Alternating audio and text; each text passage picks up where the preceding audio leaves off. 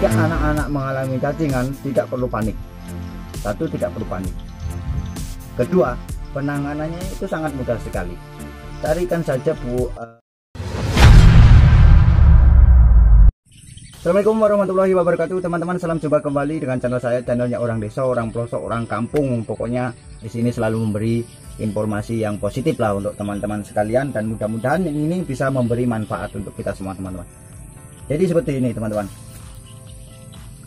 Kenapa kita harus membasmi cacing kremi, ya?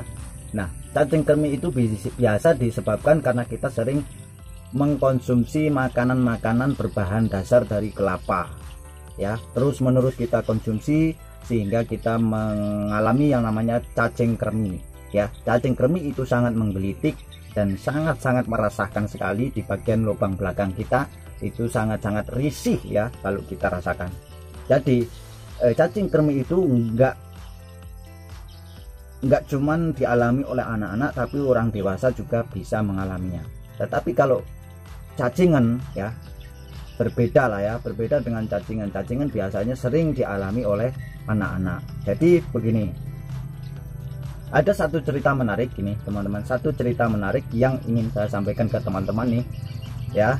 Di zaman dulu, ya, di zaman dahulu itu ada saudara kami yang sering mengkonsumsi makanan-makanan dari pasar itu yang berbahan dasar yang namanya dari kelapa, ya, seperti ya, seperti botok, seperti dendeng ragi, ya kan. Dendeng ragi itu kan berasal dari kelapa dengan kulit sapi, ya kan, biasanya seperti itu, dapat dari pasar, sehingga tiap hari itu hampir makannya seperti itu, sehingga menimbulkanlah yang namanya cacing kremi dan terlambat penanganannya, sehingga menimbulkan dan mempengaruhi penglihatan mata kita, ya. Maka harus hati-hati, teman-teman, harus hati-hati. Kenapa kita harus segera membasmi cacing kremi? Kalau kita udah terasa gelitik-gelitik itu di bagian lubang belakang kita, segera kita tangani dengan cara sangat mudah sekali, seperti yang ada di beberapa video saya letakkan linknya di deskripsi, ya. Di situ ada dua videonya, di situ ada penjelasannya, dan cukup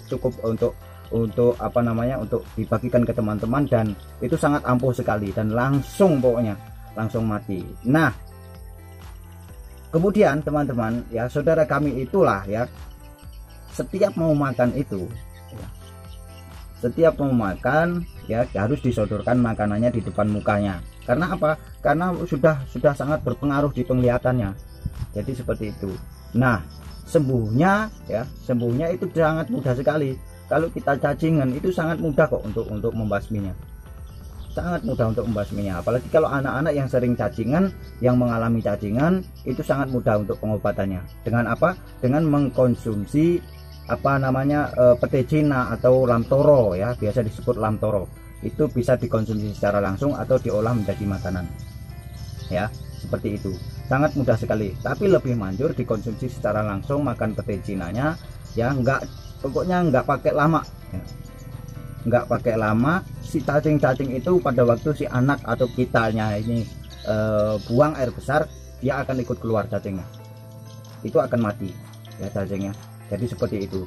Bahkan, ya, di saudara kami itu bahkan sampai cacingnya itu menggumpal, ya, teman-teman, saking banyaknya, ya, menggumpal cacingnya itu halus-halus gituan, ya, sangat ngeri lah saya melihatnya, ya.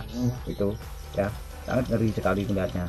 Tetapi setelah mengkonsumsi lamtoro atau pete Cina itu, alhamdulillah, ya, baik dari mata maupun cacingnya itu udah sembuh total, teman-teman, di situ. Jadi apa namanya, jika anak-anak mengalami cacingan, tidak perlu panik.